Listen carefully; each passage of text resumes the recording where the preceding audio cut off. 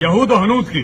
ठीक है, अच्छा एक मिनट, कराची कराची का है यहाँ पे है ना? हाँ, ये कराची बलूचिस्तान का ही था ना? हाँ। Let us give Karachi to Balochistan. हाँ। May Balochistan be free, Balochistan जिंदाबाद। बलूचिस्तान हर हर महादेव। बढ़ गया। इसको पूरा काट दिया, बलूचिस्तान को पूरा। ये कथा देखो, बहुत ही बढ़िया, एक्सीलेंट। दिल के टुकड़े हजार में कुछ यहाँ गिरे कुछ वहाँ गिरे। हाँ। और ये देखो, मैं एक और चीज करना चाहता हूँ, with your permission, don't mind. ठीक है, बुरा कोई नहीं मानेगा प्लीज, है ना? और खासतौर से हमारे पाकिस्तान, देखो मोहब्बत पूरी है, देखो ठीक है, लेकिन तो भैया वेल डन यहाँ पे गौरव आर्या को।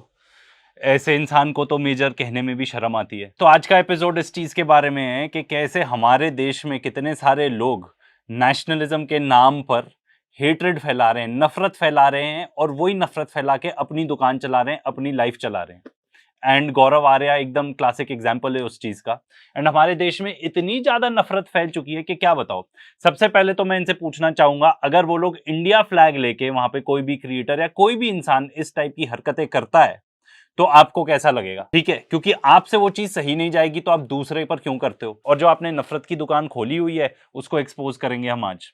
गौरव आर्या अकेले नहीं है, पर पहले इनके बारे में बात करते हैं कि कैसे इन्होंने अपना करियर ही झूठ फैला के, नफरत फैला के ही बनाया है। मेजरली तो इनका यूएसपी ये है कि पाकिस्तान को गालियां देते हैं, ठीक है ना, और उस टाइप के एजेंडा को यूज करके अपने फॉलोअर्स बढ़ाते हैं। क्योंकि देखो सिंपल बात है, हमारे देश में भी पाकिस्तानी हेटर्स कोई कम नहीं है। तो जिन लोग का करियर ही नफरत फैलाने पर डिपेंडेंट हो, और जिन लोग का करियर ही बना हो झूठ फैला फैला के, उनके बारे में क्या बताएं। तो इनका ये क्लेम था कि 1971 वॉर के बाद फील्ड मार्शल सैम मानेकशॉ की जो पेंशन थी वो रोक दी गई थी। एंड उनकी जो पूरी पेंशन थी वो उनको डेथ बेड पे, यानी जब वो मरने वाले थे तभी मिली थी।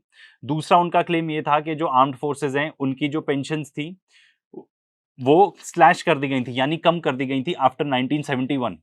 तो ये पूरा आर्टिकल है उसको डिबंक करते हुए। तो इनका एक और झूठ जो अर्ली डेज ऑफ करियर में इन्होंने बताया था, ठीक है। और इनकी जो नफरत है और जो लड़ाई करने की, ऑनलाइन लड़ाई करने की, क्योंकि अर्ली डेज ऑफ करियर में इनको अपना बहुत बूस्ट चाहिए था, तो ये जाके जो बाकी आर्मी वेटरन्स हैं उनके साथ भी लड़ाई कर लेते थे। और फेक न्यूज फैलाना तो इनका आम धंधा ही है। यहाँ पे बलूचिस्तान के बारे में कुछ बोल रहे थे, पर अब क्या बोलना, ऑपरेशन सिंदूर के बाद तो जो स्टैंडर्ड है हमारे देश में फेक न्यूज का वो इतना ज्यादा बढ़ गया है दैट ये ज्यादा कुछ तो उस पर एडअप नहीं करता।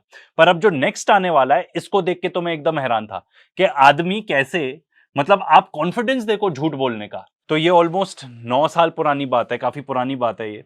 इन्होंने अपना फेसबुक पे एक पोस्ट डाला, ठीक है, और उसको कहते हैं द फिफ्थ कॉलम, और बताते हैं कि जो पाकिस्तानी पार्लियामेंट है यानी कि सेनेट, उन्होंने पब्लिश की एक रिपोर्ट जिसका टाइटल है policy guidelines in view of the latest situation developing between India and Pakistan. उनका कहना है कि जो रिपोर्ट थी यूनानिमसली एक्सेप्ट हुई। ये बता रहे हैं कि इस रिपोर्ट में लिखा गया है कि पाकिस्तान एक्सप्लॉइट करेगा fault lines with in India. And ये फॉल्ट लाइंस क्या हैं? तो कह रहे हैं कि पाकिस्तान विल फर्दर वाइडन, जो भी कॉन्फ्लिक्ट है हिंदू मुस्लिम के बीच में उसको इनकरेज किया जाएगा पाकिस्तान के द्वारा बिटवीन द टू कम्युनिटीज। फिर वो कह रहे हैं कि जो नक्सलाइट्स हैं उनको हम आर्म करेंगे एंड खालिस्तान मूवमेंट को फिर से चालू करेंगे। इन्होंने ये भी तक बोला आगे कि जो कावेरी का वाटर डिस्प्यूट है उसको भी बढ़ाएंगे, जो दलित का इशू है उसको भी एक्सप्लॉइट करेंगे। एंड एम क्या रहेगा? To create mass disruption in India. Basically आप ऑलमोस्ट मान के चलो रेजिम चेंज टाइप कुछ ऑपरेशन पाकिस्तान करेगा इंडिया के अंदर, ठीक है। तो ये बता रहे हैं कि इस रिपोर्ट में, मतलब पाकिस्तान सेनेट की जो रिपोर्ट है उसमें ये सब लिखा हुआ है, और इन्होंने ये सारी चीजें जाके व्हाट्सएप पे भी सर्कुलेट करी, ठीक है। मतलब आप इमेजिन करो ये पूरा पोस्ट, उसके साथ ये पूरी रिपोर्ट डाली, क्योंकि हमारे देश में भी ना गलती एक्चुअली हमारी है, आपकी है, मेरी है, हमारी है, कि हम कुछ भी जो आ जाता है ना उसको ऊपर सरा सरा सा पढ़ लेते हैं, ऊपर थोड़ा थोड़ा पढ़ लिया और हमें लगा हाँ, एक तो हम सबकी बात मान लेंगे, तो उससे जो मिस इन्फॉर्मेशन स्प्रेडर्स होते हैं इनको बहुत बड़ा बूस्ट मिल जाता है। और दूसरी बात ये कि हमारे अंदर भी इतनी हेट्रेड है कि हमको ये सब चीजें एक्सेप्ट करना ना बड़ा आसान हो जाता है। तो ये लोग ना जो आपके अंदर इमोशंस हैं उसी के साथ प्ले कर रहे हैं।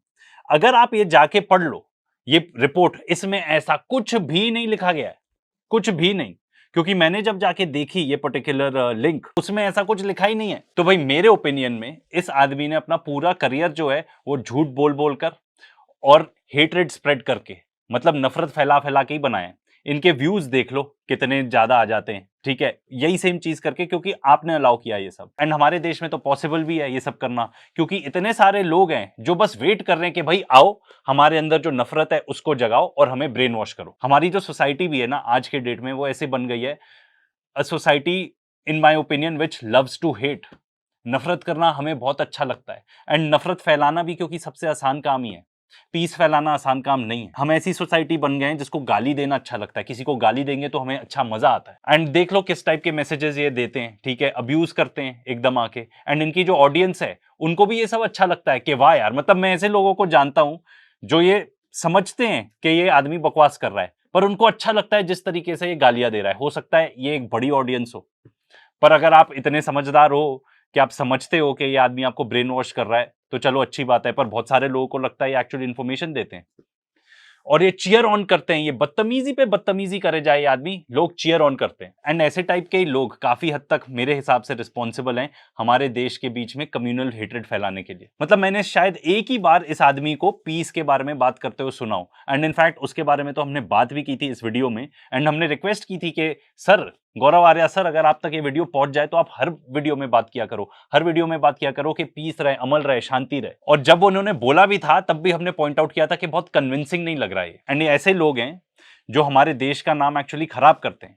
वो ईरान फॉरेन मिनिस्टर वाला इंसिडेंट याद है ना? पर देखो हमारी पॉपुलेशन इतनी ज्यादा है तो सिर्फ एक आध कैरेक्टर तो है नहीं ऐसा, ऐसे मल्टीपल कैरेक्टर्स हैं। ये जो इंसान है, ठीक है, ये इंसान आता है हमारे one of the biggest news channels में, एनडीटीवी में आते हैं ये, एंड मेन स्ट्रीम मीडिया में एंकर हैं। इससे पहले भी और न्यूज चैनल्स में बात कर चुके हैं। इस टाइप के वीडियोस बनाते हैं ये, क्योंकि हेट स्प्रेड करने से व्यूज आते हैं। पर उसके वजह से इनको ये नहीं समझ में आता कि हमारी जो सोसाइटी है वो कितनी खरदिमाग होते जा रही है। वैसे इस वीडियो का फुल रिएक्शन हमने अपने रिएक्ट चैनल में दिया है, उसको जरूर चेकआउट करना। मुझको समझ में नहीं आया, वो कह रहे थे यहाँ बच्चे फटते हैं कि यहाँ बच्चे पढ़ते हैं। पढ़ते हैं बोल रहा था, बट फटते हैं बोला, गलत नहीं बोला उसने। ये इतनी घटिया बात है ना जो यहाँ पे हुई। मतलब मैंने कुछ क्लिप्स देखे हुए हैं हिब्रू में जो बात करते हैं ना इजरायलीज अपने चैनल पे, उसमें और इसमें ज्यादा फर्क ही नहीं नजर आ रहा। एंड पूरी दुनिया नफरत करती है इजराइल से उस चीजों के लिए जो वो करते हैं। एंड हमारे यहाँ पे भी बच्चों के मरने की बात हो रही है, मतलब बम फट रहा है, बच्चे मर रहे हैं और उसका मजाक उड़ाया जा रहा है। ये नेशनल टीवी पे है हमारे, ठीक है। और दो गेस्ट कौन है उस पे भी कोई सरप्राइज तो होने की बात नहीं है। एक तो ये गौरव आर्या ही है और जो दूसरे हैं वो है retired air vice marshal of the Indian air force. कितनी बड़ी पोजीशन होती है ये, और आके आप इस टाइप की बात करते हो नेशनल टेलीविजन पर। मतलब मुझे नहीं लगता कोई भी हमें सीरियसली लेता होगा। हमारे न्यूज को तो कोई वैसे भी सीरियसली नहीं लेता, पर अब ये सब टाइप की चीजें देखते होंगे नेशनल टीवी पे, लोग ये सोचते होंगे कि जैसे इजराइल में जेनोसाइड नॉर्मलाइज्ड है ना, उनको अच्छा लगता है जेनोसाइड। हो सकता है लोग ये सोचते हो कि मे बी इंडिया में ही ऐसा ही है, क्योंकि इस टाइप की चीजें आपको पता है इजराइल में दिखाई देंगी। नेशनल टीवी पे ऐसे मजाक हो रहा है बच्चों के मरने के बारे में, जो कि एक जेनोसाइडल स्टेट है। तो हम क्या उसी टाइप की हरकतें कर रहे हैं जैसे इजराइल कर रहा है? एक बार नेवी बीच में आके कराची पोर्ट पे आग लगा दे, मजा आ जाएगा। एक बार नेवी वाले आप भी जरा अपना इसमें हिस्सा डालो। ये वाला वीडियो तो इतना ज्यादा क्या बोलते हैं वायरल हो चुका है, क्योंकि ये इंसान जो है नाच नाच के बता रहा है भाई कराची में क्या है। कराची में लोग हैं ना, कुछ लोग हैं जो अपनी लाइफ जीना चाहते हैं, एंड आप उन लोग को मारना चाहते हो, मार के ऑर्डिनरी सिविलियंस को, ठीक है, खुशी मनाना चाहते हो, नाच रहे हो। मतलब आप क्या बताना चाह रहे हो ये कि इंडिया में डेथ एंड डिस्ट्रक्शन को सेलिब्रेट किया जाता है? ऑर्डिनरी लोग, सिविलियंस जो भी कराची में रहते होंगे, उनके मरने पर आप जश्न मना रहे हैं, ठीक है, नाच नाच के बता रहे हैं। इसका मतलब हमारी सोसाइटी ना एकदम खड्डे में गिर चुकी है, खड्डे में। एंड ये जो जिंगोइज्म है ना इस टाइप का, ये सिर्फ टीवी स्क्रीन तक रिस्ट्रिक्टेड नहीं है। मैं आपको चैलेंज करके बताता हूं, आप खुद ही बताओ, आपके घरों में जब पहलगाम हुआ था, किस किस के घरों में लोगों ने बोला था, ऑर्डिनरी सिटीजन्स हमारे जैसे, आपके जैसे, मेरे, अरे फोड़ के सबको खत्म कर देना चाहिए। ऐसी चीजें इतनी आम बन गई हैं हमारे देश में कि क्या बोलूं। एंड ऐसी टाइप की चीजें सैडली आपको गाजा के बारे में भी सुनने को मिलती है हमारे देश में। अरे मुसलमान मर रहे हैं, तुम्हें क्या फर्क पड़ता है? कोई रिगार्ड ही नहीं रह गया ह्यूमैनिटी का या ह्यूमन लाइफ का हमारे देश में व्हाटसोएवर। ये जो जिंग्विस्टिक क्लाउन्स है ना जो टीवी पे आते हैं, ये इन्हीं की देन है कि हमारी सोसाइटी इतने खड्डे में गिर चुकी है। मतलब एज एन इंडियन मैं तो बहुत ही अशेम्ड फील करता हूं, मुझे बहुत ही शर्म आ जाती है देख के कि हमारे देश में ऐसी हालत है। एंड ये सिर्फ मीडिया तक ही सीमित नहीं है, ये हमारे सोसाइटी में भी देखने को मिलता है, एंड ये हमारी सड़कों पे भी देखने को मिलता है। वायलेंस कितनी ज्यादा बढ़ गई है सड़कों पर, इमेजिन नहीं कर सकते हो। मुझे लगता है हम हमारे देश में ना अपने आप से ही झूठ बोल के खुश होते रहते हैं। एक हमको फेक सेंस ऑफ सेटिस्फैक्शन मिलता है